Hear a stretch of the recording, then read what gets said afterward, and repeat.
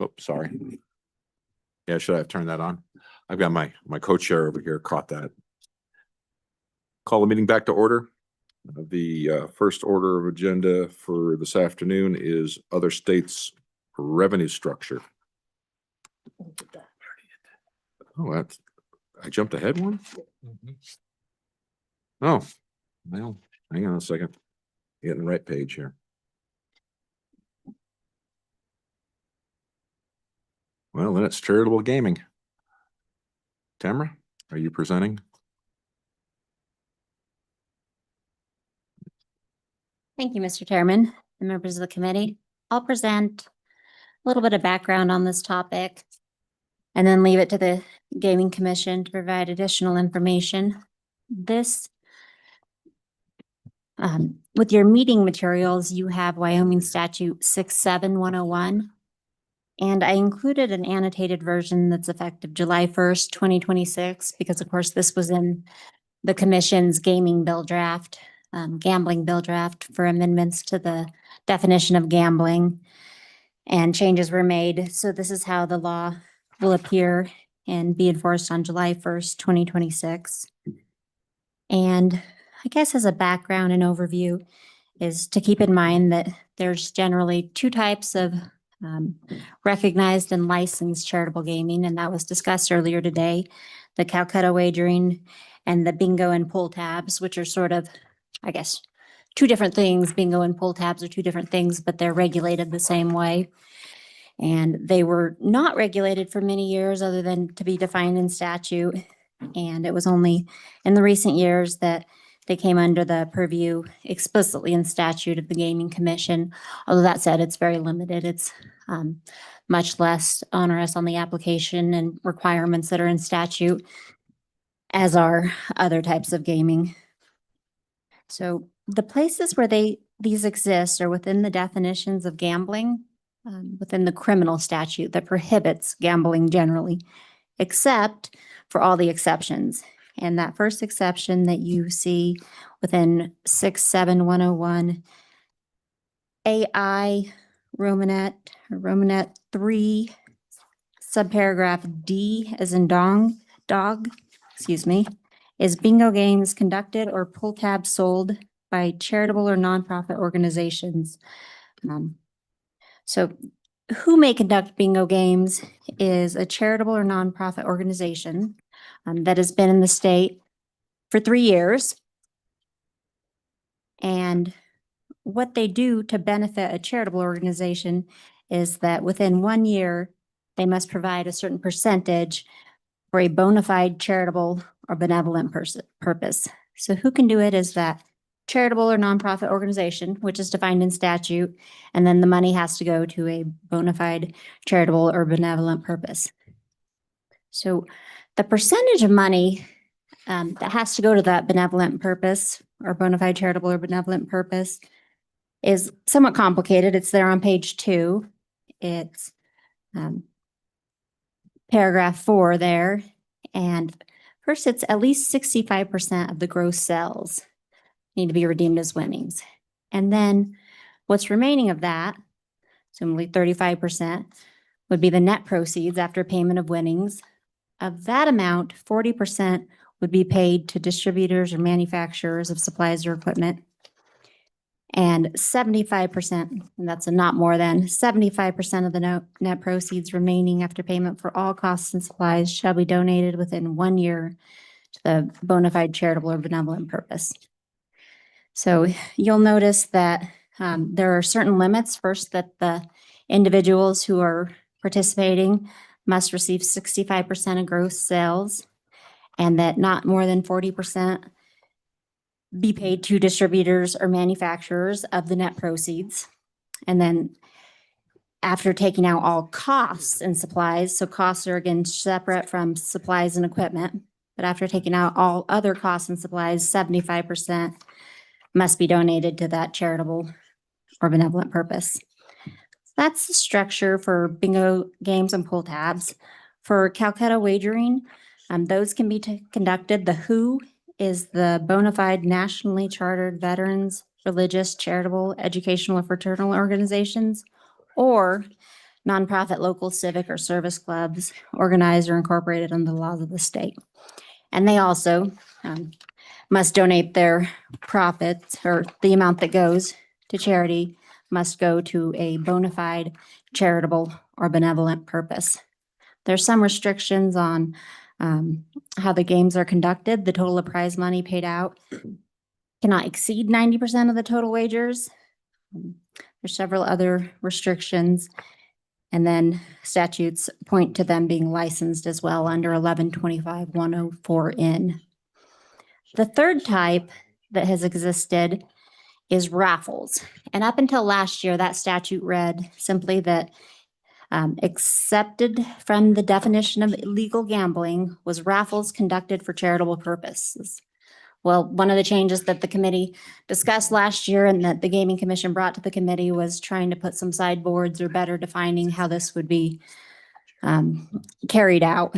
Because as you can see, compared to the other types that I just spoke about, raffles conducted for charitable purposes is kind of vague. And they've had to interpret it. What's a charitable purpose? Who can do this? Are there any other restrictions? So after some discussion and back and forth on what that language should look like in the first draft, it was suggested that 100% of the proceeds would be paid to the charitable purpose. That became a little bit problematic, at least in staff's eyes. If proceeds, what does proceeds mean? When you look it up in statute, you'll see that it either means all gross receipts or it means the profit, the after costs. So in an attempt to be clear, the definition or the language that is used in bingo, net proceeds was picked up. And net proceeds is used in a few other places in statute for lottery and for parimutuel wagering, I believe. But for purposes here, it would be net proceeds after payment of all costs, supplies, and winnings. And there were no other further attempts to better or clarify what constitutes a charitable purpose or who could conduct these items. The or drawings language was added in by amendment. So that now just exempts from the definition of illegal gaming or illegal gambling, all raffles or drawings conducted for a charitable purpose in which 100% of the net proceeds remaining after payment of all costs, supplies, and winnings are used for the charitable purposes. So in trying to make this workable, staff recognized that there were 50-50 drawings out there, some by large organizations. And so if you had all proceeds going to needing to be repaid or donated to the winner, those 50-50 drawings would have to be somehow accounted for. You also have advertising costs of some types of raffles and purchasing of the tickets and all of that type of thing for putting on the raffles. You might also have the actual prizes themselves if they're not donated and an organization is trying to buy something that maybe is special or limited edition for some reason, trying to buy something that they can spend money on and then raffle off. Well, if you have all money going to charity, you have problems there. So that's where the law currently stands. And you can see that there's probably still questions of policy of whether this is, specific enough to carry out the policy of the committee or the legislature, and making sure that these things are not allowed when, or unregulated to defeat the whole purpose of the exemption. If you want to define charitable purpose, if you want to define how much can be used for costs or supplies, items like that, there's opportunity for further revision to statute. Or you can find out if it's currently causing a problem or if the exemption is swallows the whole.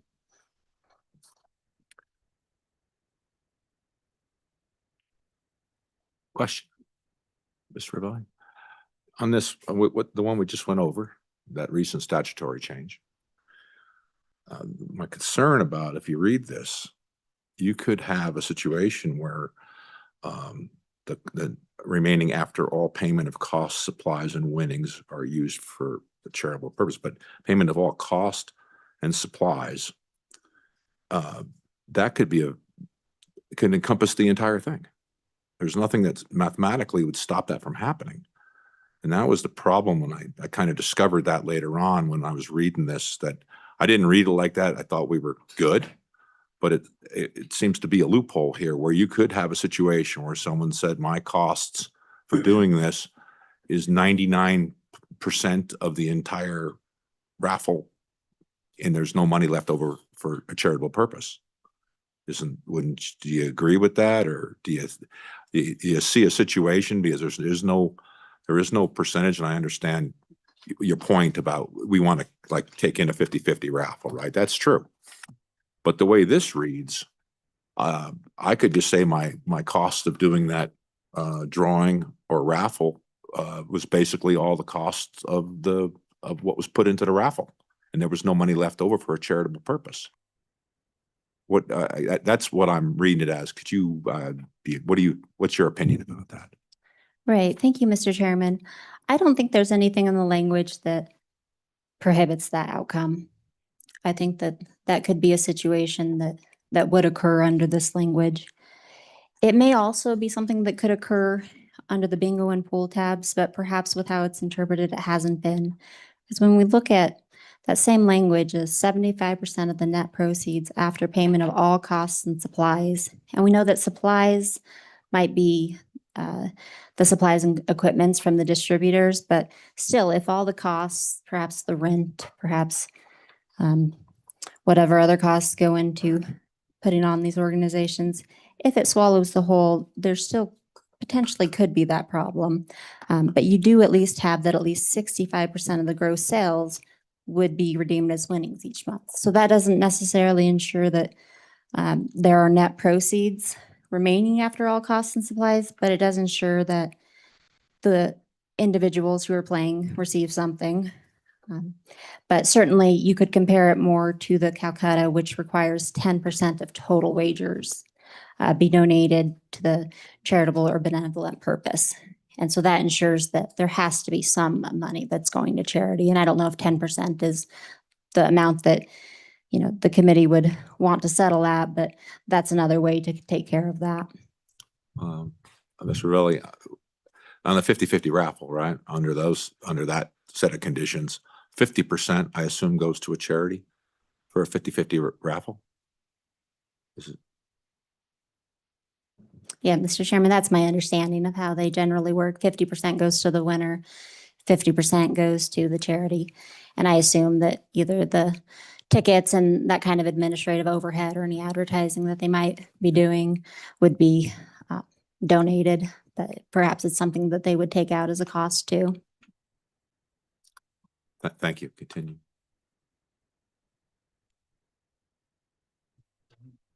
Oh, we have a question, Representative Webb. Thank you very much. My question is I need some clarification now. Private athletic clubs or schools that do either a 50-50 or they do a first prize gets X amount of dollars, second prize gets X amount of dollars, third prize gets X amount of dollars. Are they legal now or are they illegal? The schools are doing them in private club or private athletic organizations. Do you want to answer that? Okay, have Mr. Sure, I think I can take it and then the Gaming Commission can follow up with more specifics. The statute simply requires that they be used for a charitable purpose. So the Gaming Commission has needed to fill in the blanks on what is a charitable purpose. And I believe they generally point to the IRS, the Internal Revenue Services definition of charitable organization for that, to qualify those types of organizations.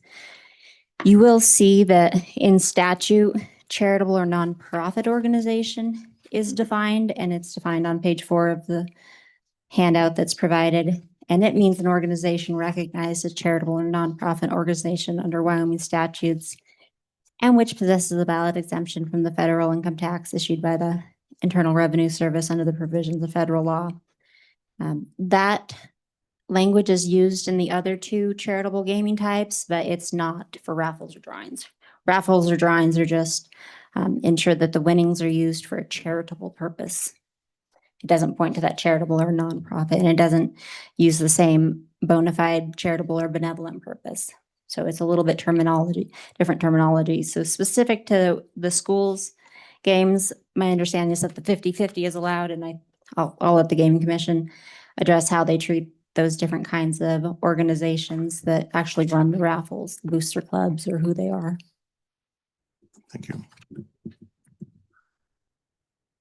Mr. Lamrandi, would you like to come up and add some more color to this conversation? Certainly. Thank you, Mr. Chairman. Representative Webb. So as just explained, for a raffle, you don't have to hold a license, and you don't have to be a nonprofit or a charitable organization to have a raffle. It's just a raffle conducted for a charitable purpose. So one of the best examples that I can give is if in your neighborhood, there's a house fire and some community members get together to raffle off, some donated goods or something to raise money to help that individual that suffered from fire damage, that would be a legal raffle. That's a charitable purpose.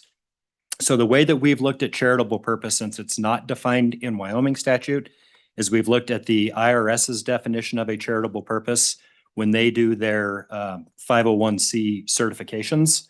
And that what they have is the term charitable is used and is in its generally accepted legal sense to include relief of the poor, the distressed, or the underprivileged, the advancement of religion, advancement of education or science, erection or maintenance of public buildings, monuments, or works, lessening the burdens of government, lessening the burdens of neighborhood tensions, eliminating prejudice and discrimination, defending human and civil rights secured by law, combating community deterioration, and juvenile delinquency. So a lot of those school ones, that falls into the, the juvenile delinquency, those youth programs for, Legion baseball and all those other ones, they are operating legally.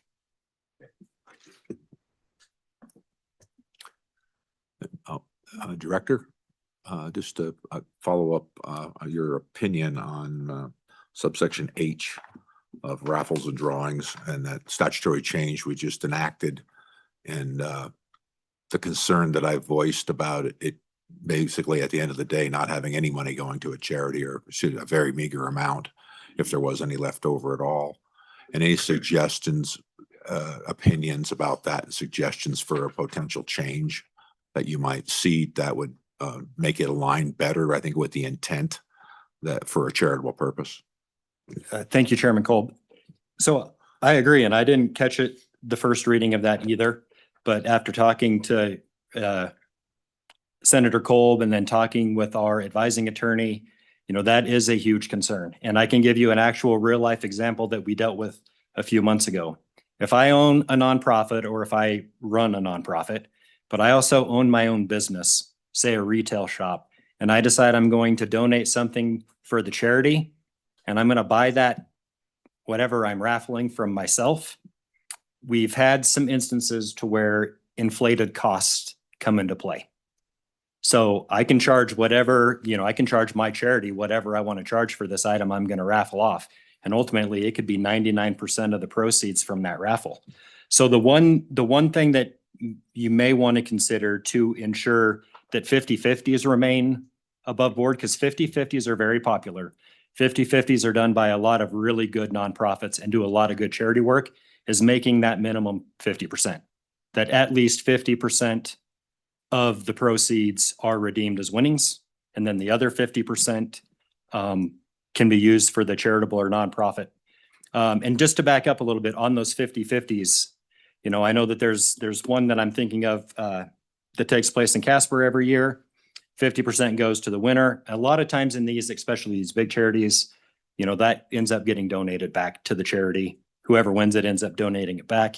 But they'll take that 50% that they get for their charitable purpose, and they take their costs out of that. So if there was any advertising or the ticket sales or anything else, that comes out of that 50% that they've retained.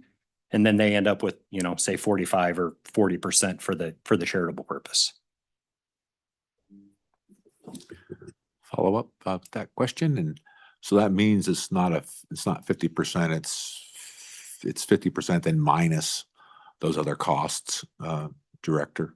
Or how would you suggest, or maybe you want some time to look at this, suggest a language change that would, number one, protect basically what we currently have for 50-50 auctions? Senator Kolb, or Chairman Kolb, I might need a little bit of time to look at that.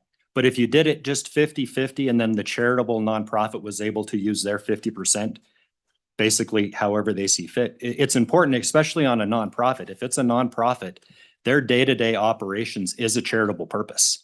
Keeping their doors open is a charitable purpose. So if they're using some of their 50% of that for their overhead costs, that would be a charitable purpose.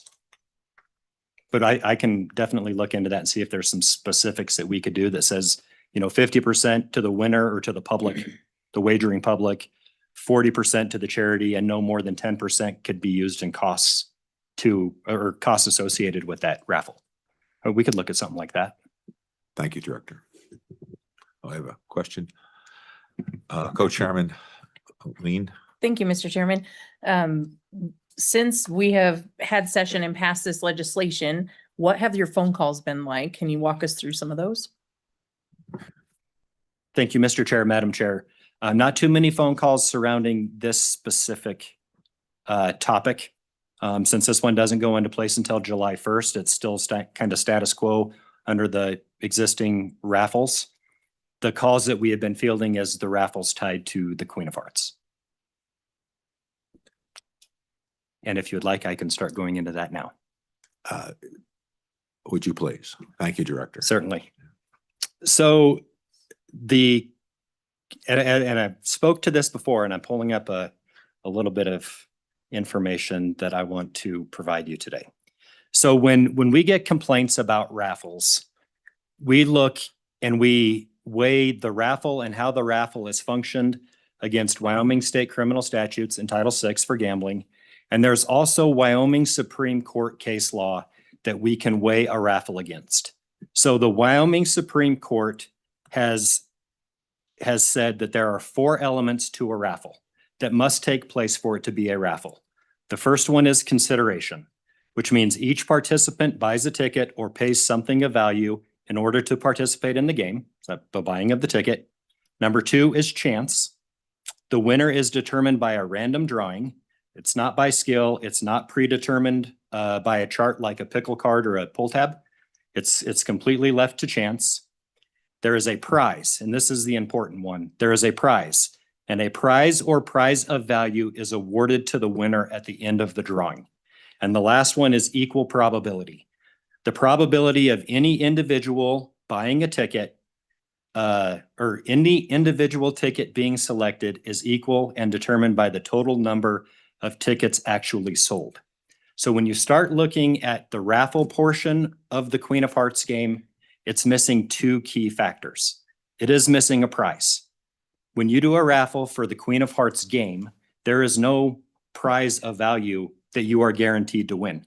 You're simply winning the chance to gamble on a secondary game, which is the Queen of Hearts game.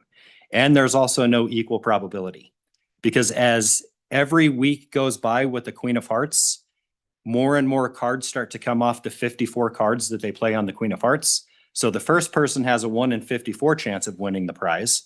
The second person has a 1 in 53, 52, and so on until it runs out. So when we look at these, that is what we're looking at. When we look at a raffle to ensure that it's a legal raffle, we look for those 4 things. When you look at the Queen of Hearts raffles that are taking place, it is missing the prize that is awarded to the winner. There is no guaranteed prize. It is simply just an opportunity to play another game. And I hope that really helps clear up that. Director, could you please say the next game that you could win? I mean, when do you win? Senator Kolb, Chairman Kolb, that's the problem with that raffle. It is a progressive raffle. So the state of Colorado, for example, they specifically legalized progressive raffles because in a raffle, there's always a prize at the end of the draw. So if I draw a ticket, the winner wins whatever prize it is. In a progressive raffle, you're not guaranteed to win a prize. So the state of Colorado actually legalized charitable raffles, the traditional raffles that we think of, which is, an organization gets donated a half a beef. They go, they sell tickets. There's actually no cost to them. So 100% of the proceeds of the sale from those raffle tickets go to whatever purpose they're raising money for. That's a traditional charitable raffle. That's what, looking back at the statutes and when the raffle statute came into play in Wyoming, that's, in my opinion, that's what was intended it to be, was those traditional raffles. Progressive raffles, like the Queen of Hearts, they also go by Chase the Ace or Jack of Clubs. They just pick a random card. It could be the Two of Clubs. It could be anything. Those progressive raffles, since there is not a winner at the end of every drawing, there are states that have specifically legalized those types of progressives to make it very clear that if there's not a winner, then it goes to the next week, and then it goes to the next week, and then it goes to the next week. So there has to be a specific exemption for that type of game or that type of raffle for it to be legal. I have a question, Director. Is it possible that we could create a legal position for those Queen of Hearts games in the state of Wyoming with our current laws and constitution? Is there something prohibiting? The question was asked earlier. Could this even be quote unquote legalized in the state of Wyoming? The question would be this outright yes or no. Could it ever be a legal game in the state? Chairman Kolb, so when you refer to the Wyoming Constitution, I'm not exactly sure what that would take. I can tell you that under current state statutes, Queen of Hearts and the raffle tied to Queen of Hearts is illegal. So if the Wyoming Constitution allowed for that type of activity, it would require a legislative change for that, a specific exemption for these types of games to take place. Director, more specifically, Class 3 gaming. Would Queen of Hearts fall under Class 3 gaming, or would it be something utterly different than that? Chairman Kolb, it is different of it. When you think of Class 3 gaming, and it's important to also remember that the classes of gaming, that's really specific to the Indian Gaming Regulatory Act. So Class 3 gaming by definition is anything that's not Class 1 or Class 2. So there's some similarities because of the randomness to it, but I don't think I answered your question very well. There's some similarities, but it's not really Class 3 gaming because it falls more in line with a lottery type game, which I believe would be a Class 2 game. But I'd have to double check. Thank you, Director. We have a question. Co-Chair Lean. Thank you, Mr. Chairman. As a follow-up to my good chairman's question, what would regulations look like for the Wyoming Gaming Commission to be able to have that kind of an outlier within your office? Would you need additional staffing? What do certifications for people hosting these games look like? Is it even a possibility?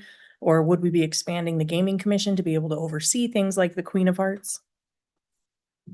Mr. Chair, Madam Chair, that's a great question. And without knowing the full scheme of what they are, it's hard for me to answer.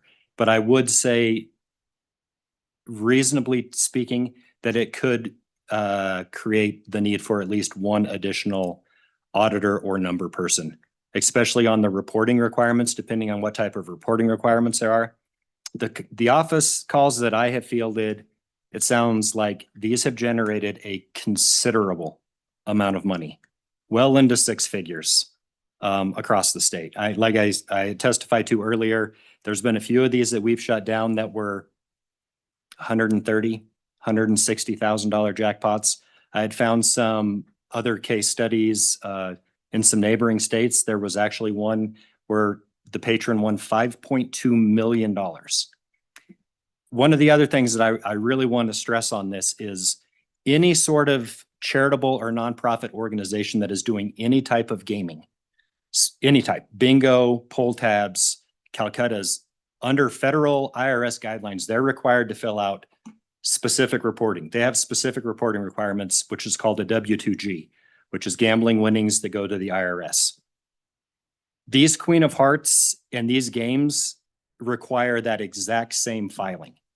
And I'm very confident to say that in the games that have taken place in the state of Wyoming, that has never been followed. That is something that's completely outside of our purview. That's not something the Gaming Commission looks at. But I will tell you, in one instance that we looked at and we investigated, there was actually the complaint that I received and then the notice that was posted in the establishment actually said that the winner of this jackpot is going to be receiving a 1099. Well, the 1099 is for contract employment, which means that the host of that game is going to write that off, that you were a 1099 employee and you did no work. That should have been a W-2G, which is required by federal law. So that's important to think about as well.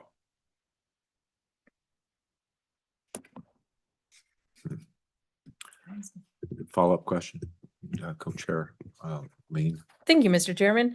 When you talk about a W-2G, this is not charitable gaming related, but I'm just curious, under HHR winnings, when you're getting these phone calls for these checks or that are going out for these individuals around the state, do they also need to be filing a W-2G?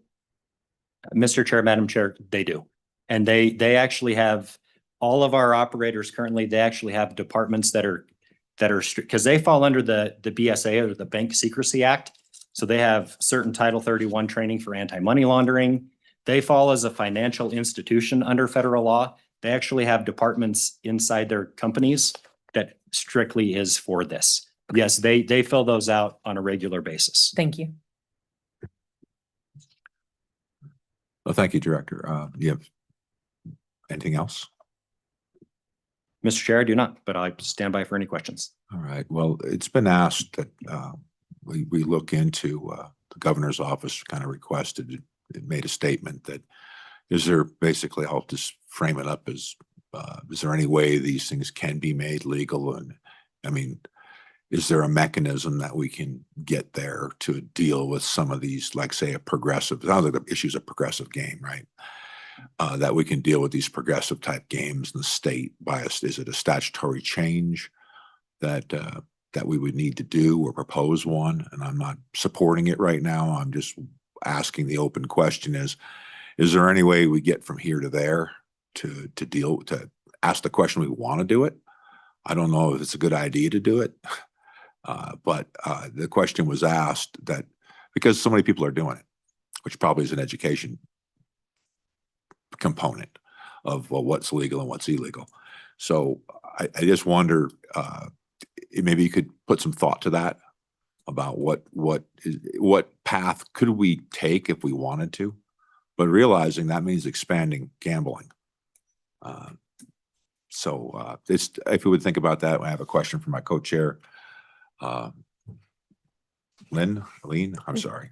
Thank you, Mr. Chairman. Along those lines, if we're going to look at progressive raffles, could you tell me, have you had anybody tie poker to progressive raffles in any way? I know there's a lot of creativity out there. Mr. Chair, Madam Chair, not currently. No, we have not. Okay.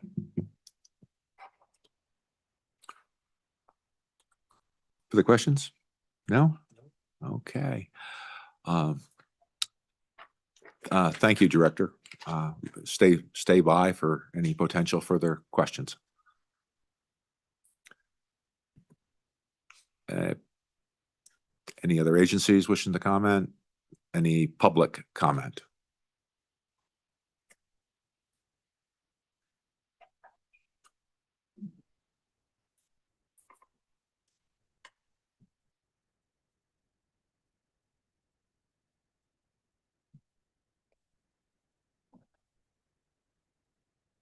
Good afternoon, sir. Please state your name and if you represent anybody, so we can get that noted. The green light. There we go. Good afternoon, sir. My name is Brian Grigorchik. I'm at 1868 Milton Drive, Cheyenne, Wyoming. And first and foremost, I want to thank you and also the Gaming Commission for all their hard work. I know it's not an easy position to be up here, and I'm not with any affiliation at all.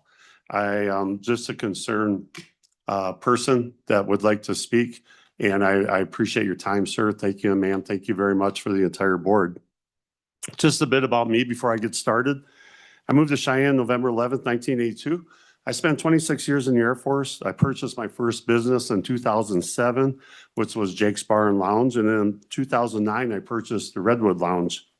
In 2010, that's when I started thinking about nonprofits while I was a past commander for American Legion. But in 2010, I started a nonprofit called Thankful Thursday. To date, we are in our 16th year of Thankful Thursday. That's 31 seasons. We do a spring season and a fall season.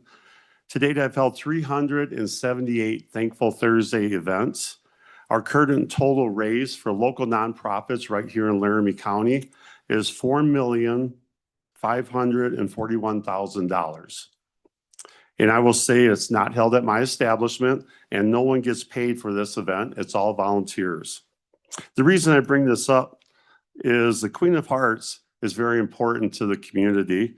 And for myself and many others, it's a way to give back to the community. It's this little Alf's Pub. I'm not sure where everybody's from, but I own Alf's Pub here in town.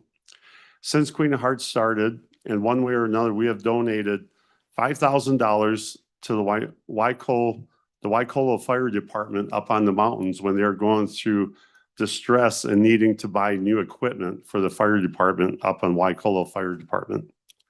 I've donated $5,000 to Girls Youth Softball Travel Team. I've donated $5,000 to the Brewfest to help restore the Depot program. I've just recently donated $5,000 to YOLA. It is a pet rescue adoption program on the reservation. And we've also donated $15,000 to Compass of Honor. It is a new park being built here in Cheyenne, Wyoming for the veterans and first responders. And if you're not aware, they're putting the moving wall, which is going to be a brand new wall. It's going to be at that park.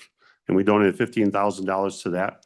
And currently on my Thankful Thursday season, thanks to Queen of Hearts, I've donated $1,000 every week for 12 weeks to each nonprofit. And all that money has came from the Queen of Hearts. And just to think, I'm just a small part of the community when it comes to that. I also reached out to the airport golf course. And when I say, I'm not sure if you understand, but the city of Cheyenne, the municipal golf course, as you know, they can't hold a liquor license. So they have a nonprofit that runs their liquor or their club. And I talked to the president I was president back there in the early 2000s. And I called them this morning and asked them how this is going to affect them with the Queen of Hearts. Every year they donate about $28,500 for 30 kids to get scholarships. And that all comes from the Queen of Hearts program. I would like to show you the board on how it's run. And I'm not sure if people understand the concept, because when you say a card game, they're thinking of a deck of cards. And if you understand it, great. If you don't, I don't mean to insult anyone's intelligence. I just wanted to explain the whole program. So I brought a couple things. What happens is when you come in for the Queen of Hearts, you just get a raffle ticket. At my place, we sell them for $1 a piece. You buy a raffle ticket just like this for $1 a piece. Now at Alf's Pub, there is a winner every week. As you can see, this is the format. This is what we had hanging up when we were doing it. Obviously, you must be 21 years older to play. We do it every Sunday at 3 o'clock. It's a good way for people to get out and about and come out in the community. Excuse me. If you buy a ticket and you get drawn, you're guaranteed you draw a card. If you draw a 2 through a 10, you win $20. If you draw a face card, you win $30. If you draw ace, you win $50. And if you draw a joker, you win $100. And as the gentleman stated, if you draw the Queen of Hearts, you win the jackpot.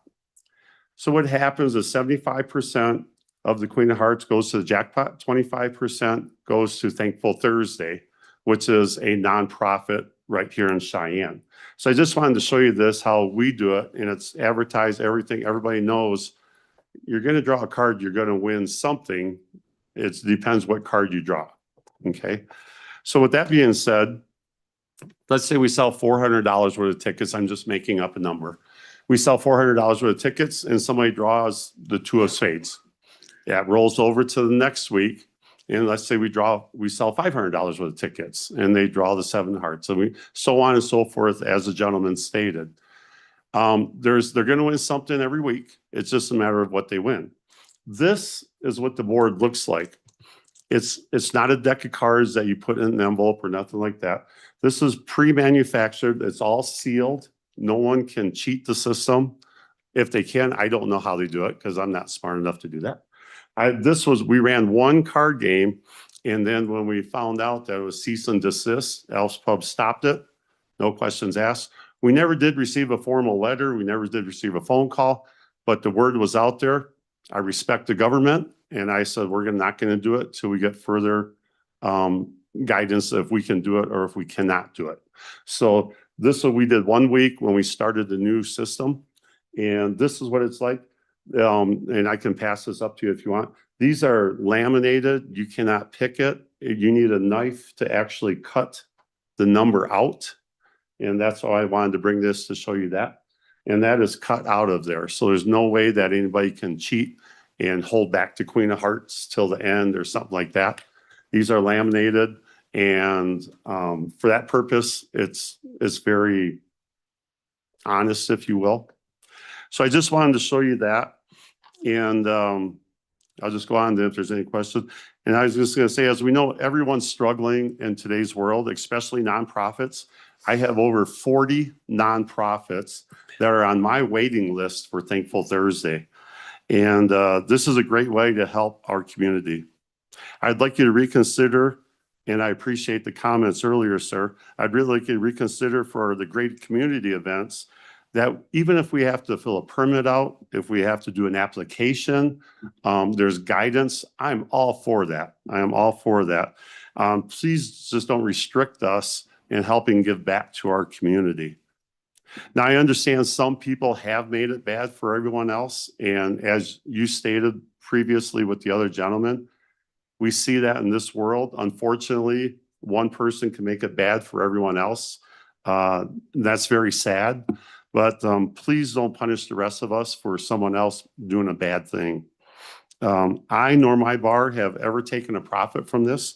I don't need to. My dad, when I was growing up, said, when you're in business for yourself, you don't have to make $1 every day. It's better to give back. And I believe that. I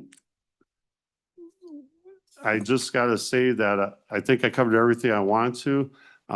The program is great for the nonprofits. It's amazing for the nonprofits.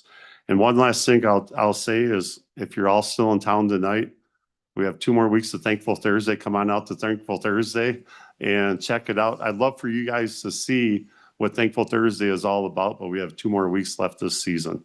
And with that being said, I'll be happy to answer any questions. Well, thank you for coming. And Yes, sir. Obviously, you're probably the gold standard of people who are trying to do the right thing. Unfortunately, we live in a world where there's not a lot of you. I understand that, sir. And I guess, could you give me your last name again? Yes, sir. It's Grigorczyk, is GRZEGORCZYK.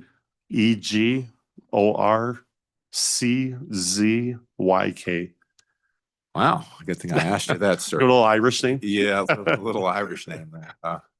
Well, the first one is to you. Have you talked to your county attorney or DA? I'm not sure. If you, it's DA down here. Yeah. About what you're doing. I did not. And I'll tell you the reason I did not. I understood that it came from the Gaming Commission. And with all due respect, I did speak to our chief of police, which at the time he was on the Gaming Commission board. And he was just going off. Great guy.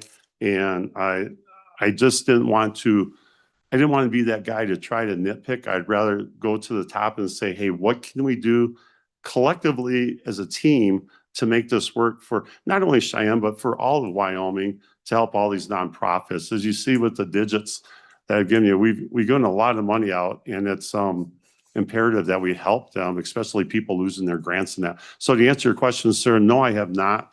I didn't want to try to undermine somebody, try to step up. Well, thank you for answering the question. The main issue comes down to it's law.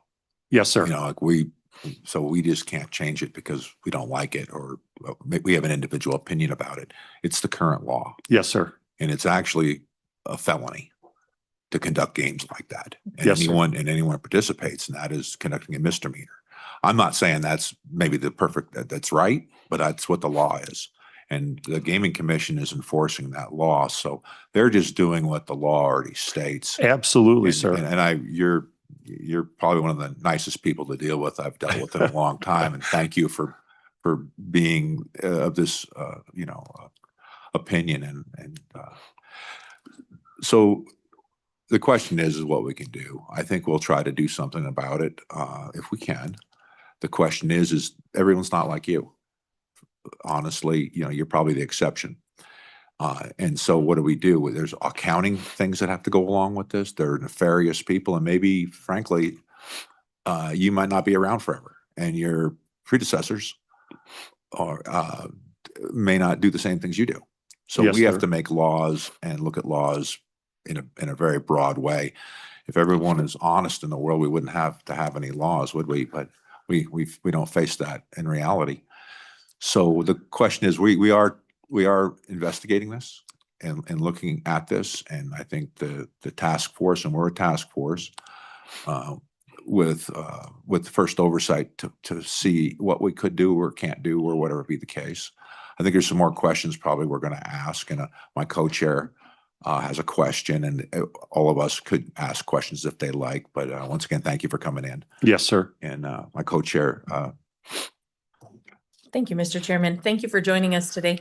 I have a couple of questions. The first one being, thinking through this process, could you answer for me, if we are to go through some sort of legalization process and the Gaming Commission then needs to authorize individuals that they can certify to help run these games, are your staff that run this game, are they volunteers as each organization changes weekly, or are they staff members that are at your location? Mr. Chairman, through you, I am there for everyone. If I happen to be out of town or something, I have my manager there. So there's always someone there from Alf's Pub. When you guys talked earlier about the control, and I don't mean to get off the point, but we have like the skill games. We have to get fingerprinted every 5 years, I believe it is, and we have to fill out our forms. I'd be happy to do that with the Queen of Hearts to hold me physically responsible. If it's held at my establishment, I am the one to go to. So yes, the people I put in charge. Now I do have volunteers selling the tickets and that, because the nonprofits that are benefiting at that time, they will come in and volunteer their time. When I select them as a nonprofit, they're expected to help. They're expected to put some skin in the game. So, yeah, we're going to donate all this money to them, but we want them there to be a part of it. And then they get up and talk on behalf of their nonprofit, so people are more aware of why we're raising money for them. But to answer your question, me or one of my staff will always be there to oversee it. I personally handle all the money myself. And yeah, that's Follow up. Jim. Thank you, Mr. Chairman. Thank you for that. I was looking at your board and you showed us and you said it's sealed. My question is there like a master key that comes with that? Because I see that you just have the one Queen of Hearts cut out, but how did you know that that was the one to cut out for us? Mr. Chairman, through you, ma'am, what happens is when their card got drawn, when their raffle ticket got drawn, they picked number 19. They picked card 19 just out of the blue. So when we had to cut it open with a razor blade, there is no master board. There is nobody that knows. These come from, I don't even know where it comes from. I bought it through my vendor, but it comes through, and there's no master. Nobody can know what's behind each card. So this is actually cut out with a razor blade, but they picked number 19 when they won the drawing for this. They picked number 19. Okay. Follow Follow up. Thank you, Mr. Chairman. Thank you for answering my questions. Yes, ma'am. You said that you got this from a vendor. Is that vendor readily available to other people? Yes. So years ago, I used to run the American Legion Bingo Hall for the American Legion. I ran that operation for about 30 years. And so I still am friends with him. So, but he can only sell to a nonprofit, which Thankful Thursday is a nonprofit. So yes, he delivers to a lot of the bingo halls in town, Casper, Gillette, Rock Springs. He delivers to a lot of them, but there are other outfits that they are vendors, mostly bingo and pull tab vendors. They sell these boards. Thank you. Thank you. Well, I'll call you Nick, Sir Nick. With that, you remember the scam they had with McDonald's? and and those little pull tabs I had on the drinks. Oh, yeah. Where they had a person who actually set it up at the factory when they were making those tabs and had us and knew what the winners were and I think they had winners. Oh, So it's, it's pretty nefarious Mhm. when you start talking about a lot of money. And so the quality of those people that print that, I think probably is in question. The tracking of the money is in question about how it's handled and where it's put, who certifies it. yes, sir. All these other organizations have auditing requirements on handling the money. And once again, Nick, it's not you. I mean, frankly, you sound like a pretty honest guy, and I probably think you are a pretty honest guy, but there's people that aren't like you out there, and they pocket the money, they take the money, there's no accounting for the money. So Absolutely. I understand that, sir. well, the biggest challenge is we don't make rules for you, sir. We make rules for all sorts of people, and that's the challenge. Yes, sir. We can't just make custom rules and say there's a carve out for you because you passed the lie detector test and you're a great guy, and you do seem to be a great guy, but Thank you, sir. the rules apply to everybody equally. And so they're onerous. And when you start going down these roads, I think maybe a better question maybe is, have you investigated doing a raffle? I mean, you said you consider them as raffle tickets.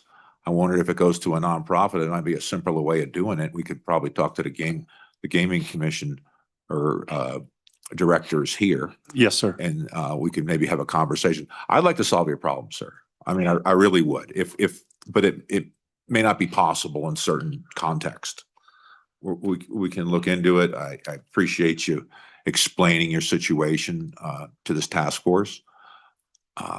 We will see what we can do. I'll promise you that. I appreciate that. And I would like to say, I'm still going to run my business. We're still going to go on. I really don't have a dog in the fight. I just want to help the nonprofits. So I'm still going to run my business. I'm still going to do my thing. Hopefully not go bankrupt. No, I'm just kidding. But no, hopefully, all mine is just helping the nonprofits. I'm fine. Just giving back is all I care about. So as far as me personally, I don't really have a dog in the fight. I think if we can help grow that, we can help a lot of nonprofits. So, but I appreciate your kind words, sir. Yeah, well, you're certainly welcome. If you heard what nonprofits are, right? I think it's really a charge that we can devise mechanisms for funding, say, a nonprofit for charitable purposes. That's clear. So sometimes the way we're doing it is just more problematic than helpful. And it sounds like these Queen of Hearts games. Not that I'm a gambler, because honestly I'm not.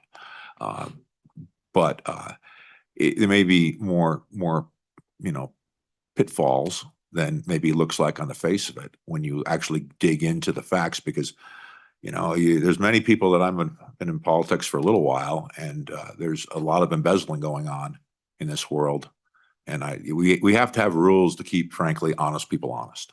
Yes, sir. And I think that's really the reality of the world we live in. But from my point of view, we'll look into it.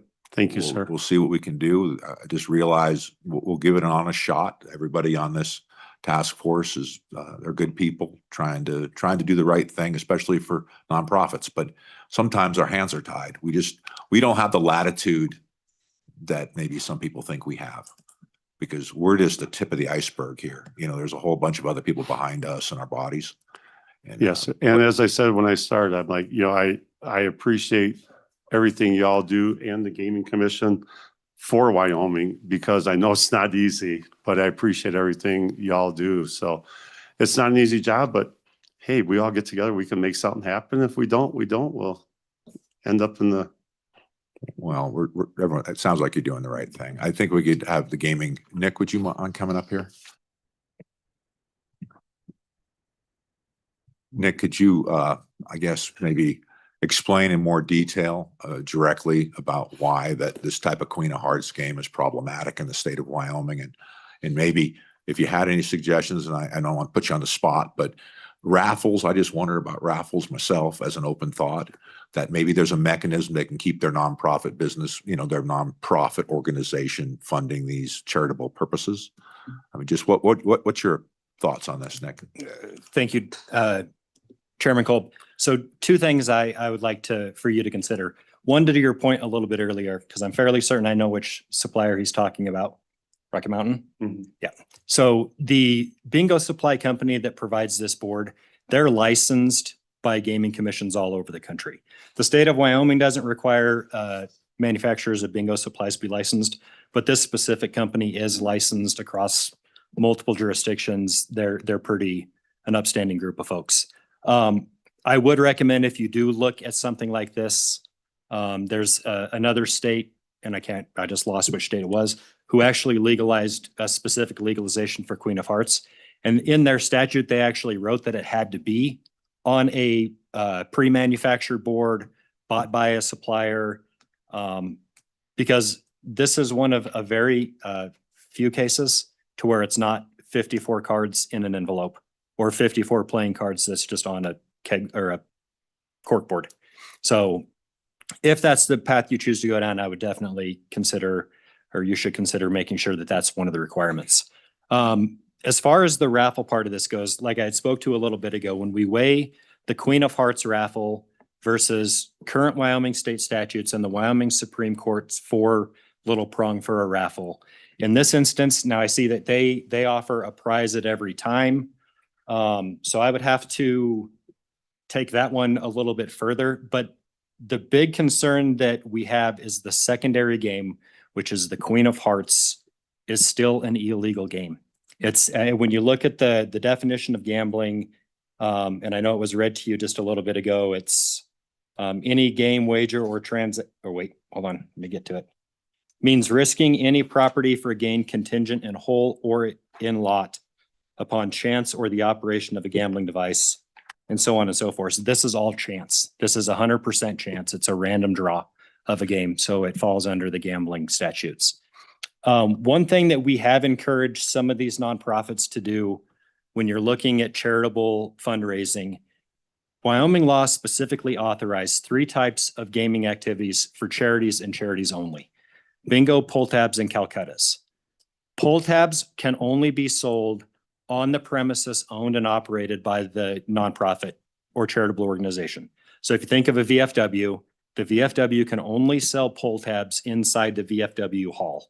They can't sublease area in local bars to sell pull tabs. We ran into that. We've worked very hard on getting that cleared up. However, if you look at bingo, the way that the bingo statutes are written, it says bingo cards must be sold in the state of Wyoming. What we have encouraged a lot of nonprofits to do is partner up with their local pubs or breweries and have a nonprofit come in every week and have a nonprofit do a bingo game at the bar, and let the nonprofit do the bingo part of it for the charitable fundraising. And then the bar also gets to get some of the benefits of having all of those additional people in the bar for the bingo that's being conducted by a nonprofit. That's completely legal. As long as that nonprofit holds a bingo license, they can do it anywhere in the state. We have a location in Casper. They rotate through, they do 5 or 6 different charities, run bingo games at a specific brewery in town every week. And it just rotates through. And then everybody's kind of win-win. The bar gets the added business and the nonprofit gets a place that people really want to go to play bingo. One concern that I do have that I just want to express on the Queen of Hearts board, when we started investigating these and started sending cease and desist out, mind you, we didn't send cease and desist out to every place that was doing this. There was probably over 100 of them. We worked with every county prosecutor in every jurisdiction. We presented evidence to them or presented the case to them. We talked to the county prosecutors to see which way they wanted to go about this. It didn't take very long for word to get out that we were in the field looking at these and shutting these down. And a lot of people, you know, like he said, they did the right thing and they shut it down because they knew that it was probably coming. Some of those calls that I initially got, though, were a little bit problematic. We had bars calling, telling me, specifically one instance, I had a bar owner call me and tell me that we are decimating his business. By removing this game from his bar, he is going to lose his bar. That's a problem. These types of gambling activities or gaming activities are not authorized to further that business. That business should be able to stand on its own and gaming should not be a part of that. In fact, if you look at the statute for professional gambling, it says aiding or inducing another to gamble with the intent to derive a profit. So if you're running these games to try to draw people into your bar, to sell more drinks or to sell more food, there is an argument that could be made that you are doing that to, you may not be taking a profit from the game, but if you have added business and added drink sales and added food sales, that's a profit to your business as well. Question? Senator Craigo? Thank you, Mr. Chairman. Director, do we define raffle in your rules? Raffle or drawing? I mean, are those defined terms in the rules? I can't find them, so I was just asking. Chairman Kolb, Senator Craigo, those are not defined terms in our rules. We just use the standard legal definition of a raffle, which is a drawing. So it's actually interchangeable. It's one and the same. A drawing is a raffle and a raffle is a drawing. So just digging into that a little bit further, Queen of Hearts, right? Let's talk about that game. So the original raffle, the original part of that would, I assume, you take a number, your number gets called, right? That part's legal. Is that right? Chairman, Senator Craigo, that's correct. Yeah, the first part of it starts to be legal as far as the raffle goes, because the raffle is being conducted for a charitable purpose. However, it's the missing link. Like I said, this one's a little bit different. This is actually the first time I had heard of somebody offering a prize on every single drawing. A lot of them, it was not that way. But that missing prize piece at the end of every drawing would make it not a raffle that the Wyoming Supreme Court said, because it was missing the 3 prongs or the 4 prongs. Mr. Chairman. Yeah, thank you for the follow-up. Director, I'm just trying to get at whether we really need a statute or whether you could define that within rules as to what raffle/drawing means. Because I think I'd be a little bit confused. I mean, I could get confused about that too. I mean, I appreciate how you've discerned that. Don't disagree. I'm just pointing out that might be something we could define so that the public knows exactly what raffle/drawing means. And in the case of Queen of Hearts, the second part of it, sort of breaks the chain. But just a thought, what do you think about that? Mr. Chairman, Senator Craigo. So it's my understanding in talking with our advising attorney is that this isn't something that we could authorize in rule because there's not a specific exemption, because gambling in Wyoming is illegal unless there is a specific statutory authorization for that. And since this is a kind of a spin-off of your traditional raffle, i.e. that progressive raffle, and it's not specifically authorized under state law, the commission couldn't promulgate a rule that says, raffles that are doing the Queen of Hearts would be legalized as well. That's my understanding. That's what I've been advised. Mr. Chairman, follow up. Senator Craigo, follow up. Thank you. I guess I probably struggle with that. I don't know if I agree with that assessment. I think you have broad authority to create definitions of what a raffle is. I'm not promoting saying this is legal. I'm just saying clearing up what the rules say one way or the other. And maybe your rules say that because your rules you've determined that isn't a raffle. So at some point you've decided that raffle does not mean progressive raffle, but that's not in our rules. And so if you have the power to determine it's not a raffle, then you probably have the power to determine what is a raffle. Fair statement? Chairman Kolb, Senator Craigo. So the way that this has been explained to me is we have broad rulemaking authority for all things pari-mutuel wagering. We have rulemaking authority for skill-based amusement games. We have rulemaking authority for online sports wagering. And we actually have some very specific rulemaking authority for bingo, pull tabs, and Calcutta. But raffles and other forms of charitable gaming, we don't have any rulemaking authority under, at least that's what I'm being told by people much smarter than me. Just to follow up with that, Director, could you look into it? Ask your legal folks what the opinion is and see if that's coming back with a statement about yes or no. That would be, and then we have Senator McEwen online has a question. Senator McEwen. Well, I guess we just have a hand. So we'll move on from that. Are you on mute, Senator McEwen? Can you hear me? Oh, I can hear you now, sir. Go ahead, Senator. My question is, as I grapple with all this, is we have horse racing in Natrona County where there's no horses.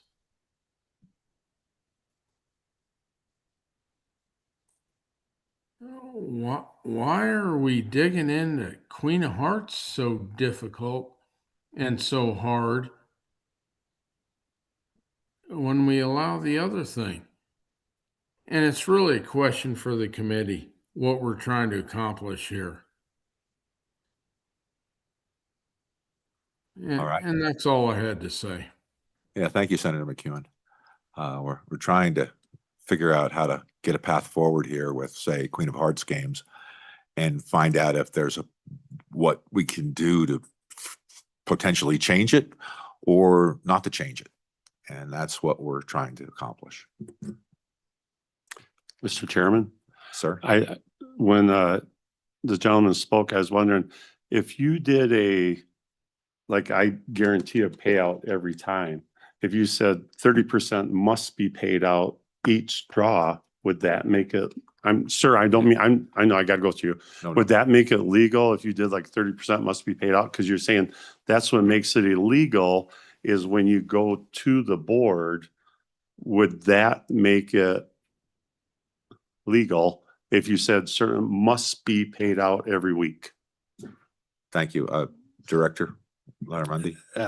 Thank you, Chairman Kolb. So I think the easiest way to accomplish something like that would be to just hold a weekly 50-50 raffle in your establishment and then give 50 away to the charity and then keep 50 away to the charitable purpose and then 50 away for the winner. That would be the cleanest and easiest way to do that. Some of those other questions I'm going to have to look at and see how we figure it out. Well, Director, it would seem by your rules, at least that one of the tests would be to have 100% payout. So in other words, if you had a board, you're doing the Queen of Hearts thing on a board and there's a fixed 52 cards. And at the end of that said game, you paid out 100% of whatever money there was and you didn't roll anything forward to another game. Is that something or not? Or Chairman Kolb, I think the way that I understand your question is if it paid out 100% of the ticket sales from that previous week, chances are it would fall under a legal raffle. that was the solution, I think. You just can't roll the money over. I mean, that's really sounds like the biggest obstacle right now.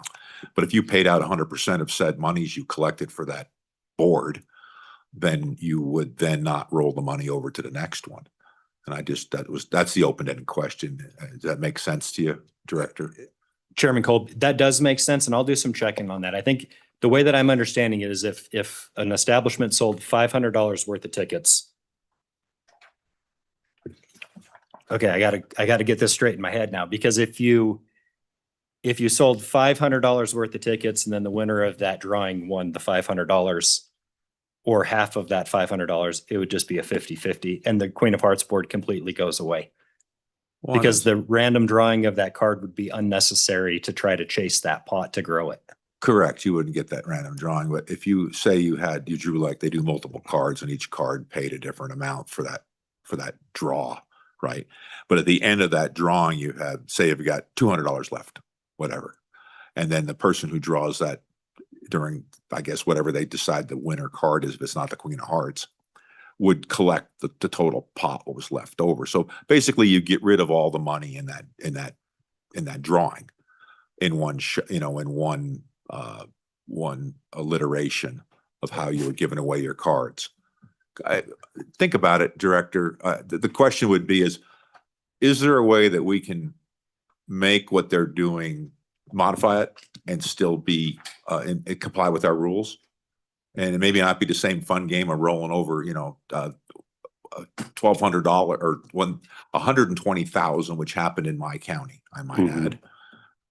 Or is there a way we can just do this week to week to let them do their operation for a charitable purpose?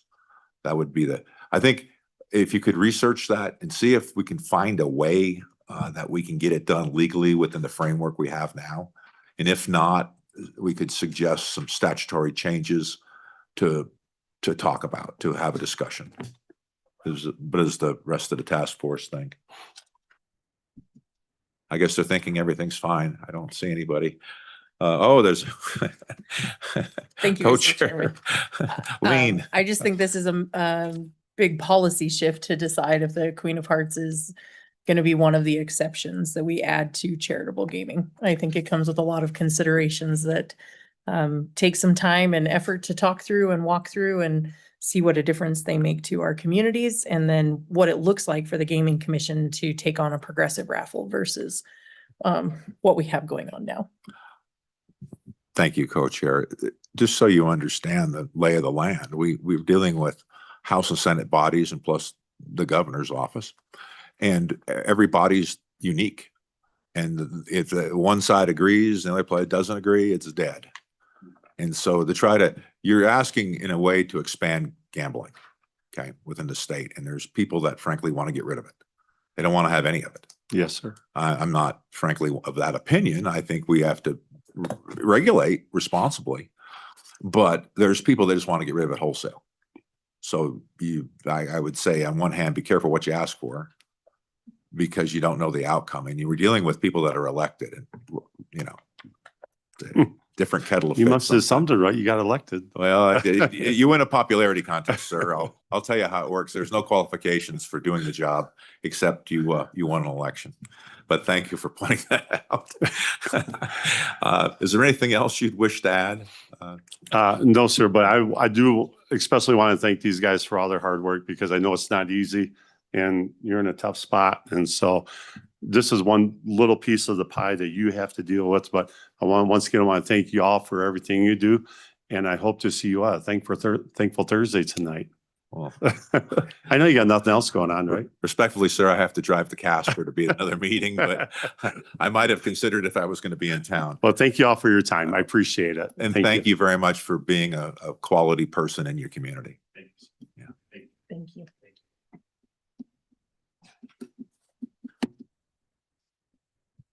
Is there anyone online? Yeah, let's check. Any further public comment?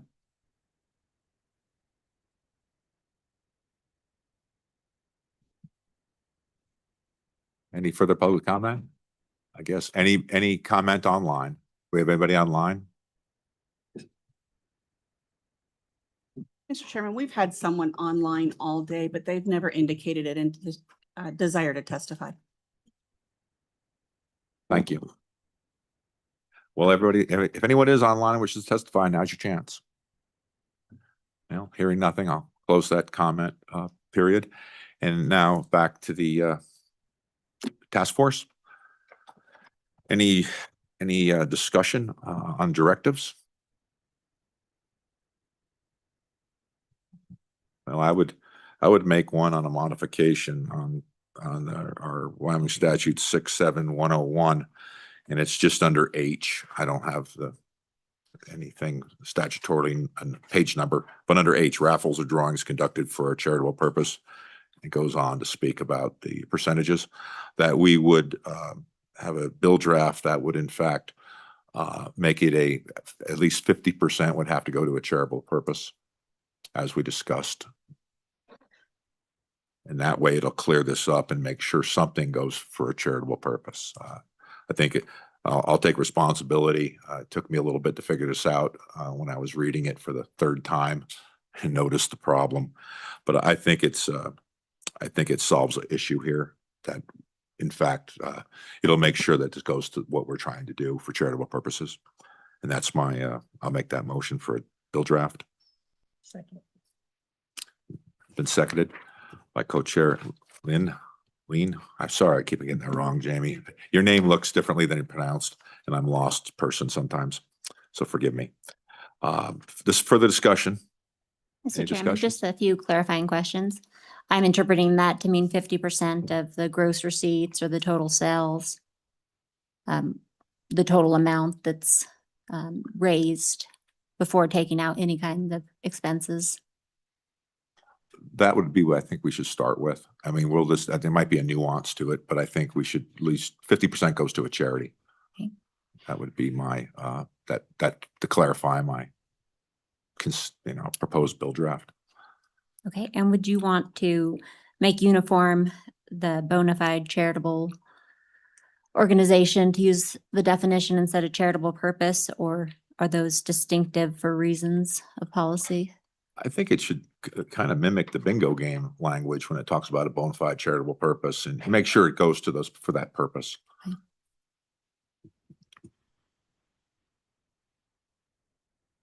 Further discussion? Mr. Chairman. Senator Craigo? So, I mean, I think the director sort of explained why the charitable purpose language is there versus charitable organization.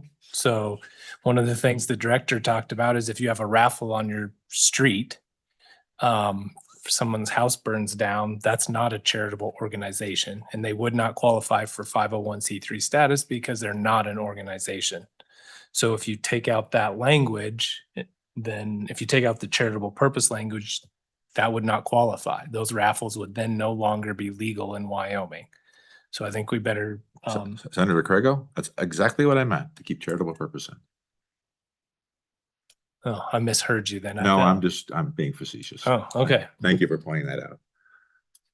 All right. And then I just wanted one other thing, Mr. Chairman, I'm a little bit cautious about changing this language. I agree that 50% should go to the nonprofit, but I just am a little bit leery of an unintended consequence of people will then read that and say, well, we can keep 50%. Whereas right now, probably the majority of the money is going to the charitable purpose, whatever it is. I think Tamara talked about it, usually the tickets are probably even donated and all of the work that goes into selling those tickets is donated. I'm fine with the bill draft going forward. We can look at it, but I just think it's something we better think real hard about before we change that to a minimum of 50%, because I think we may just open the door to other issues. And then finally, Mr. Chairman, friendly amendment, at the end of the bill, I think we definitely should make clear that the commission does have rulemaking authority pertaining to, which is non-codified once we put it in the bill, but they would then have, at the end of the bill, we'd put in that they have rulemaking authority regarding raffles or drawings. So then they could work on definitions if they wanted. If legal counsel is concerned we don't have rulemaking authority, then let's make sure and give it to them through this bill. Agreed. I consider that a friendly amendment. Does a second consider it friendly? All right. Any further comments or questions? All in favor of this proposed bill draft signify by saying aye. Aye. And those opposed? No.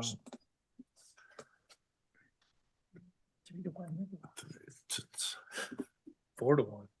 4-1.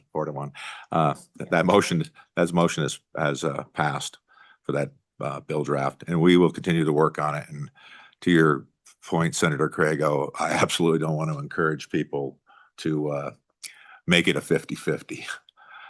But we somehow have to encompass language that is better than this. This, I'm afraid, by people who can read, would be used in a nefarious way in saying there was no money left over, because they would do it with the example about that person was somebody in my district, actually, who sold themselves materials at a high markup rate and then said it was a charitable raffle. So I think we have to be on guard for that. So I think we can improve the language, I suppose, is the bottom line here. But thank you for your concern.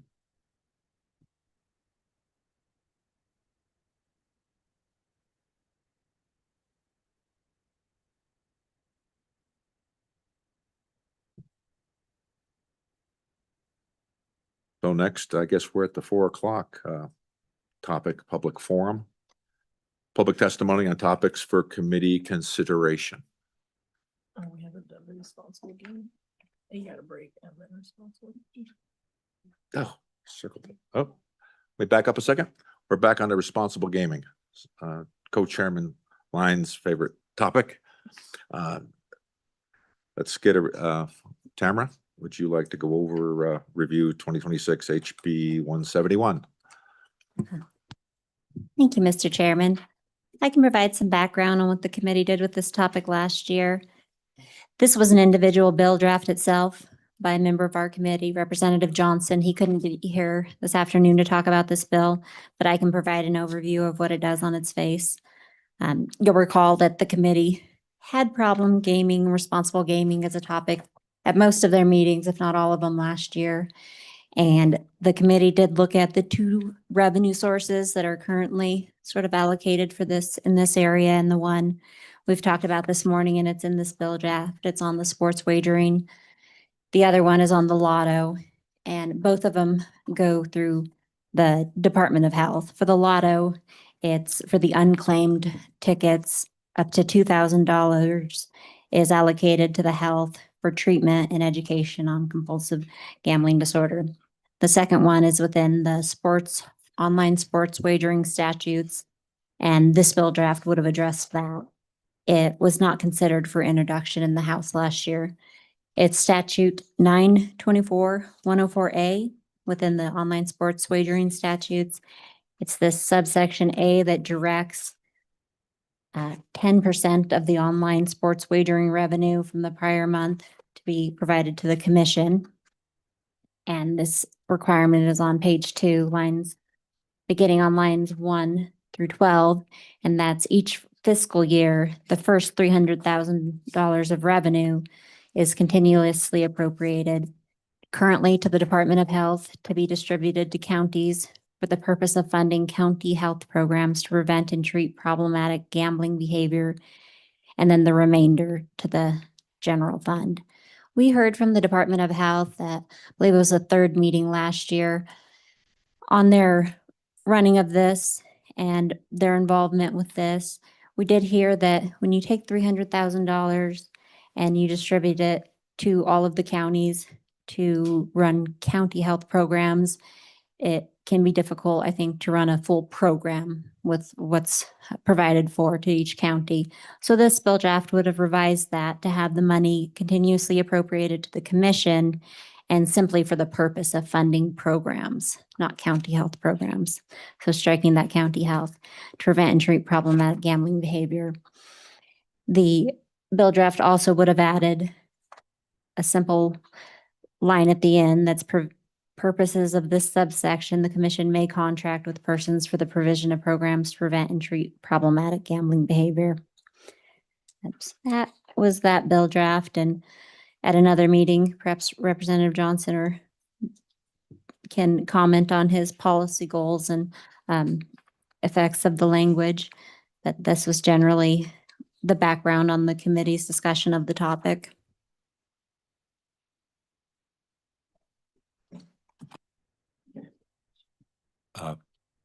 Co-Chairman Lean. Thank you, Mr. Chairman. Thank you for this. On page 2, line 10, where it says may contract with a person, if they were going to contract with a medical facility, does a person work, or do you need specific language to add that entity?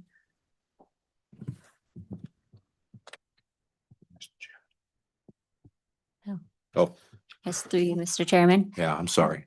Madam Co-Chairman. Yes, I think that persons is okay as it is. Persons is currently one of the general definitions within Title 8 of Wyoming statutes that generally means any kind of entity, corporation. It's any natural person, like individuals like we are, or any organization that files with the Secretary of State, any kind of a corporate entity. Further questions? I guess without having anyone else to ask really about why they're stripping it away from the county authority besides the 300,000, it obviously isn't enough, but then of course it's proportional to the population we're talking about. If you live in a county with nobody there that has problem gaming, then you're doing what? I think that at the end of I guess I wish I had the chance to ask more questions about this, because it's the same $300,000. Right? It's the same 300,000 going to a state program. I mean, is that what's the conception here about how the treatment would happen and what would be the system with 300,000 and why I guess it's why it's better than we're currently doing. I mean, because behavioral health is broad when it comes to addictive behaviors. I don't know, maybe Senator Craigo.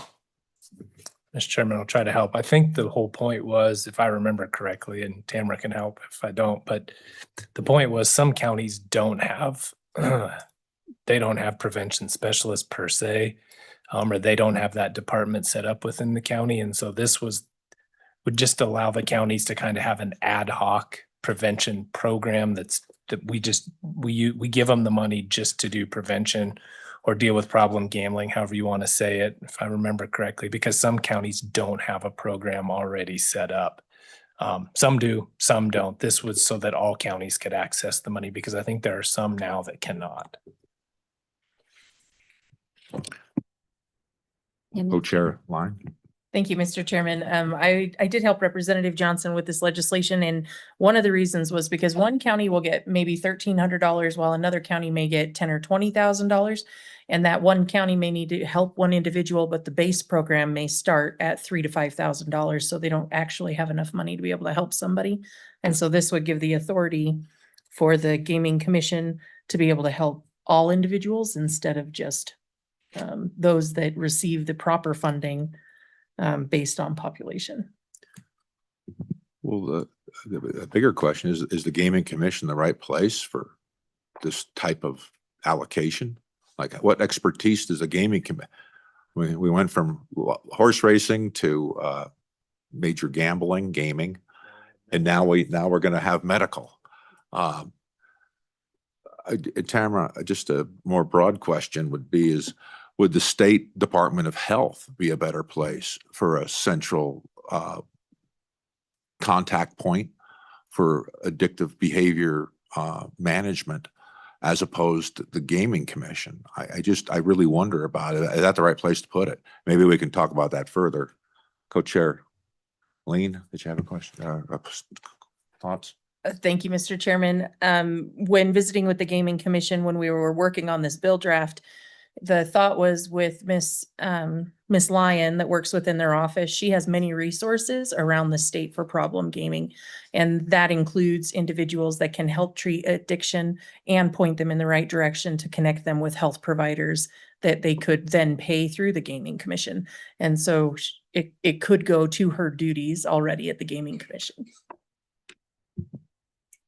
And why would that be better than going to the Department of Health and having them do it? I mean, I see it being duplicative in that you have one group and then another group, and the source of the issue at the end of the day, it's finding a preventative expert on gaming addiction to interact with somebody who says, I have an issue. I see it. So why don't we want to try to be more direct about this funding? And I don't disagree that maybe the counties are just burning this up for other behavioral issues. I mean, they've got a gazillion of them, alcoholism or drugs or whatever it may be. And this is part and parcel with addictive behavior. Why would we want to give it? I guess at this point, thank you for explaining it, Tamara. Are you done with explanation? Nick, the Gaming Commission can come here. Just your thoughts on you being now healthcare intervention folks. Mr. Chairman, so as you can see, I am not a healthcare professional. The one thing that I did, in reading that, it says that the commission could contract with somebody to do that. I mean, that's kind of what I would be looking for, is finding somebody who specializes in problem gambling counseling or those kind of things, and contracting with that. And ultimately it would end up probably being outsourced. We don't have anybody on our staff that has the education or background that could, do any sort of counseling or anything like that. Thank you, Director. So none of your people on the commission, on the Gaming Commission, were put on there for their healthcare expertise. Mr. Chairman, so we have a responsible gaming liaison. That responsible gaming liaison does a lot of our responsible gaming outreach, but that's not a healthcare professional that has any sort of mental health background or anything like that. Okay, Director, is that a commissioner? No, it's a staff employee. Okay, that's what meant when I was asking about the commissioners. But- Yep. Okay, well, Chairman Colby, and we don't have any healthcare professionals on our board either. okay, thank you, Director, for that answer. What's your opinion, Director? Because it's coming right back at you, on you taking on, well, it's only $300,000, but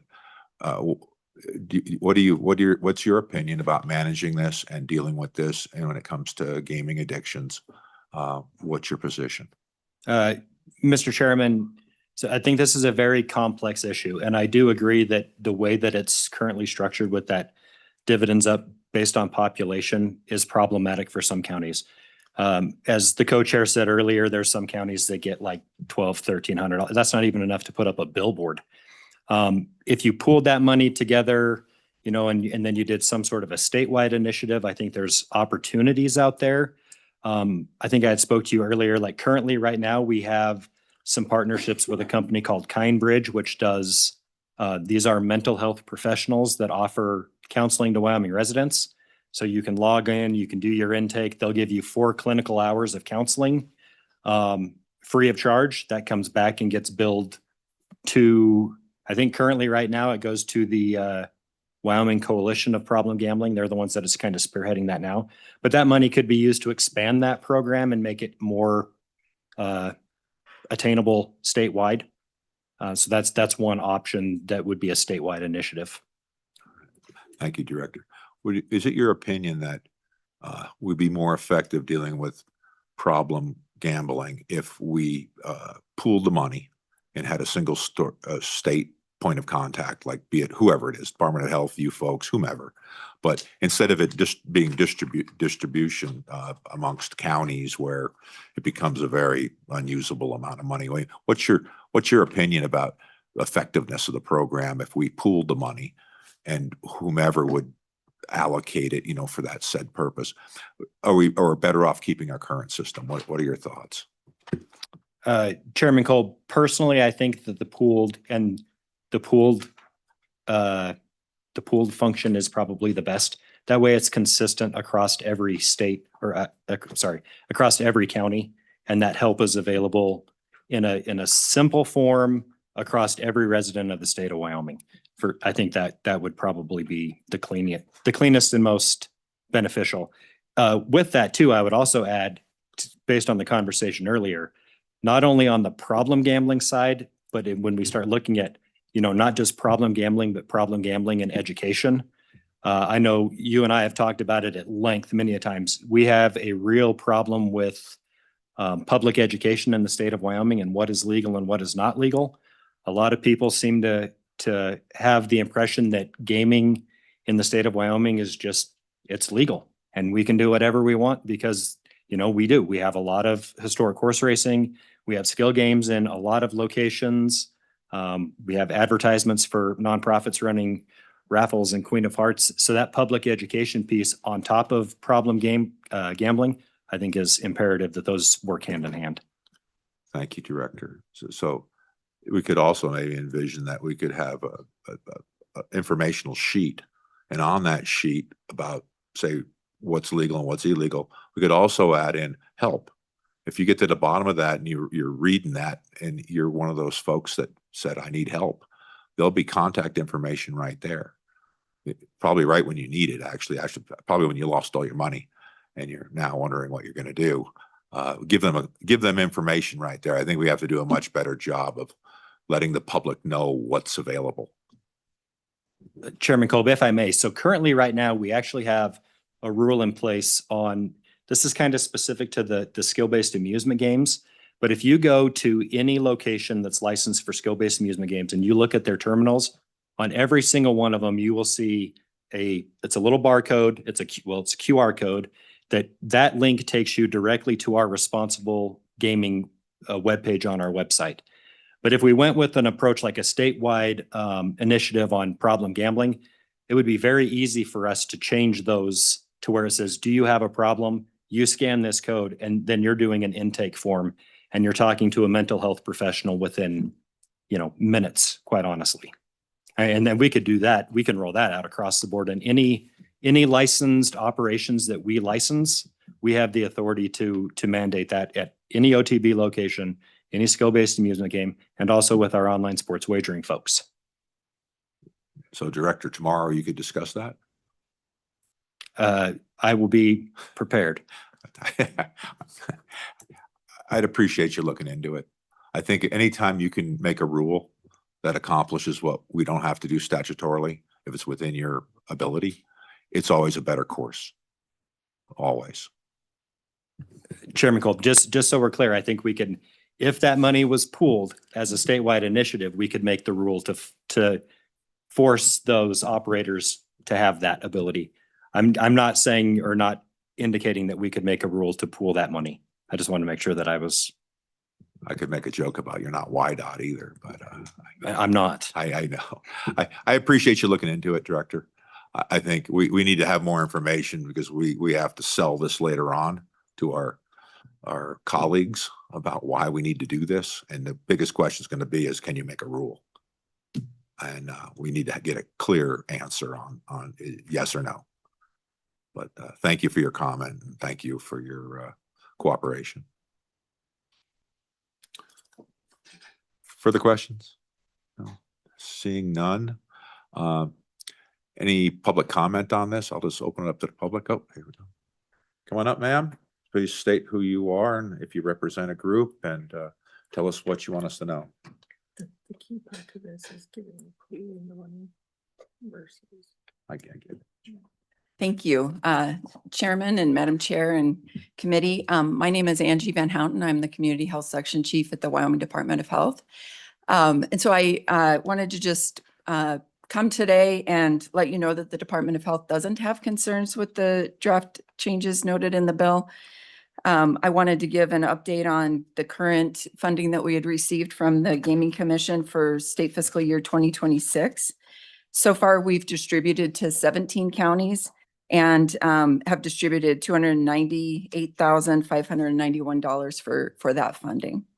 I also just wanted to provide an update on, we had previously talked last year about a question that we were going to be adding to a phone survey that we do of adults in the state of Wyoming, and that is live right now, being conducted right now. And so we will have data on that next year. So that's questions that we added that are related to gaming activities. And so those were just a couple of updates I had. And then if there are any questions that you had for me. Well, thank you for coming and testifying in front of us. And any questions? No, I did have one on the amount of people you like. We'll talk about problem addictive gambling. Do you have any numbers or statistics about people that actually have reached out to you with those kind of issues, and money wise, and how much funding? I guess first question is how many people, and then how much expenditures have you put forth, or direction, or however you handle it at your level? Yeah, thank you, Chairman. So I looked on the data online for the hotlines that are available, and let's see, I believe it was the last 3 or 4 years. The calls to that hotline have been this is a national hotline, not a Wyoming hotline, but the calls to that hotline from Wyoming were around 500 per year. They had said that there were, I believe it was 208 calls to the hotline from Wyoming so far for 2026.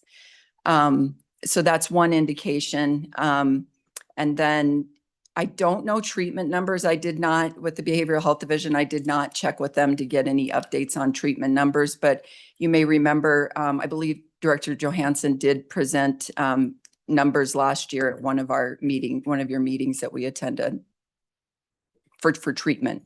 All right. Clarification on the calls. Were those the actual people with said gaming addiction, or are they family of people? Chairman, it could have been family. It could have been, it was calls and chats. So it was quite a bit in that number. All right. Could maybe if we had more clarification on the actual person who was calling, not their friends, family, right, wife, or whomever it might be, but the actual person reaching out for help. that would, to me, it'd be very helpful to know that actual number. Because as much as we like to help folks, maybe if they don't want to help themselves, it probably won't do any good.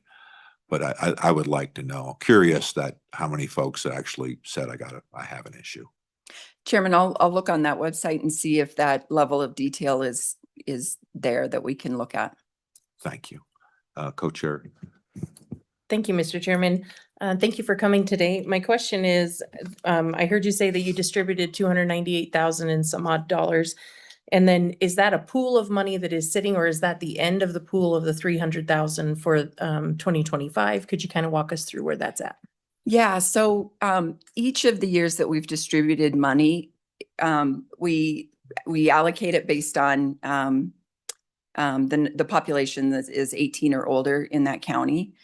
And if a county does not request their funding, then that funding from those counties that didn't request their funding will be kind of carried over into the next year. So each year there's been, after the first year anyways, there's been a little more than 300,000 each year that we were able to distribute. So like I had mentioned, so far there were 17 counties that have requested their funding. One has denied or declined their funding. And then let's see, that would leave 4 counties, or I'm not getting my math right, 5, thank you,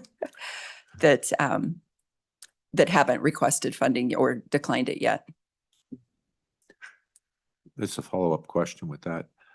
But those people with addictive behaviors, it goes to a broad group of people, not just gaming, people with gaming addictions. As I understand the counties, they get that money in and then they use it for that purpose, for diversion or addictive issues, but addictive issues are broad. Chairman, yes. So there's probably a couple of things. The Behavioral Health Division does provide funding to community mental health centers for eligible residents for treatment purposes. And then on the prevention side, which I'm with the Public Health Division, we provide funding to counties for prevention services for substance use prevention, tobacco prevention, suicide prevention. So there is that level of prevention services going on at the local level as well. Thank you. So it basically aids the overall situation, proportion, I guess, per population. Correct. And what is your opinion? I mean, you heard the conversation about pooling the money. What do you have an opinion about a pooled program of money or the way we're currently doing it? Chairman, I don't have an opinion on it. I've heard a lot of the conversations and, I know that the funding to some counties can be very small. So I see the issues or the concerns with that. Certainly, having it at a state level and doing a program across the state, I could see the benefits in that as well, but I don't know that I have an opinion. Well, thank you. Thank you Yes. for that Yes. non-opinion. Yes. If you have time to think about it, I would appreciate, if you did develop one, that you would share it with this Okay. task force. But thank you very much for Yeah. coming up and testifying. Thank you.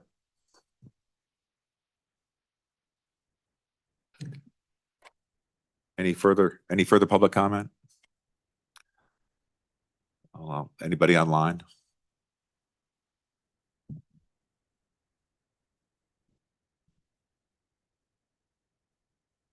Still no indication. No, we have a very lively group out there apparently. Well, I'm going to close public comment. Task force, thoughts, directives. Coach Arlene. Thank you, Mr. Chairman. Earlier in the day, we had asked LSO to do a bill draft on problem gaming to increase the amount. Is it possible in that same bill draft to add the language to make it a collective, to take this statute and put it with that, versus ask for another bill draft at this time? Certainly, Madam Chair, I think if that's the committee's will, then we'll be in that statute anyway. We can loop it in within a single subject of the title. Thank you. That would be my motion, Mr. Chairman, that we add to the earlier directive to make this a statewide pool of money going to the Gaming Commission, that they may contract using this verbiage, that they may contract with other persons for the provisions of programs to prevent and treat problematic gambling behavior. Second. Question, Senator Craigo, Discussion, Mr. Chairman. discussion. So I would note, for example, in my county, which is, we actually do use the money for prevention purposes, for dealing with problem gambling. We have a prevention specialist and they spend what little money we get, they do actually spend on advertising. They put out flyers.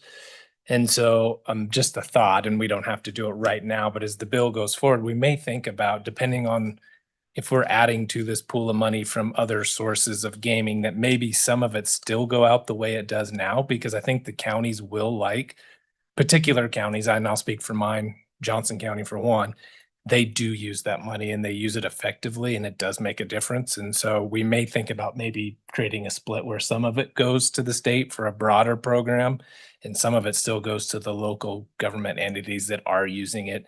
Maybe instead of just giving it, we create, you have to apply a grant and say how you're going to use the money. I don't care, but I don't want to rule out some of the money still going to the counties that are using it effectively, like mine.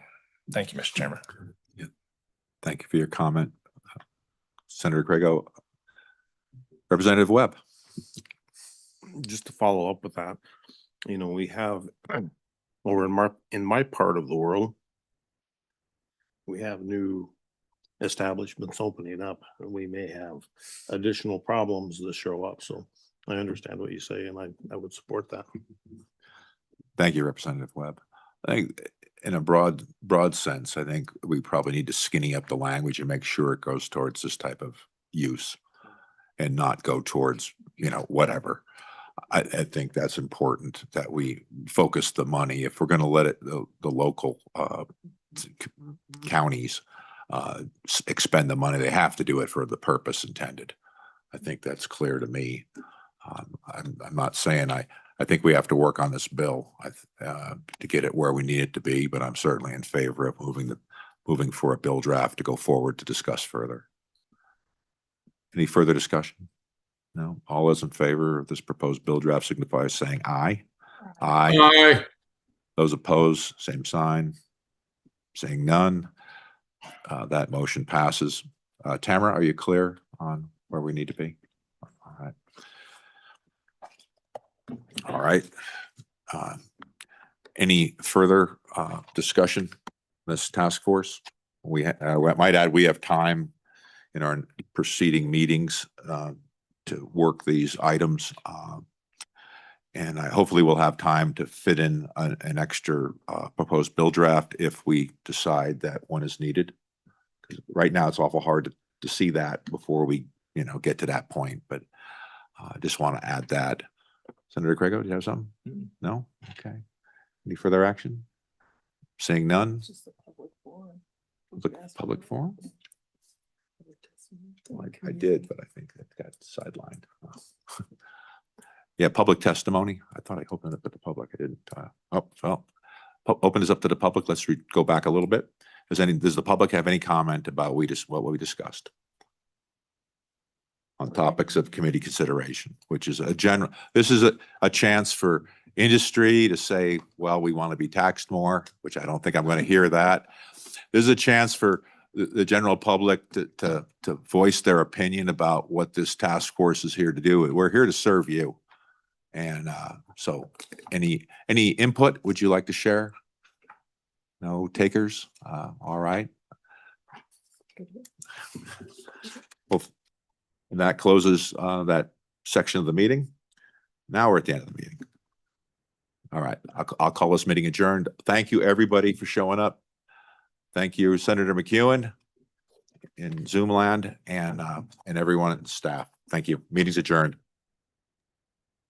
You're welcome.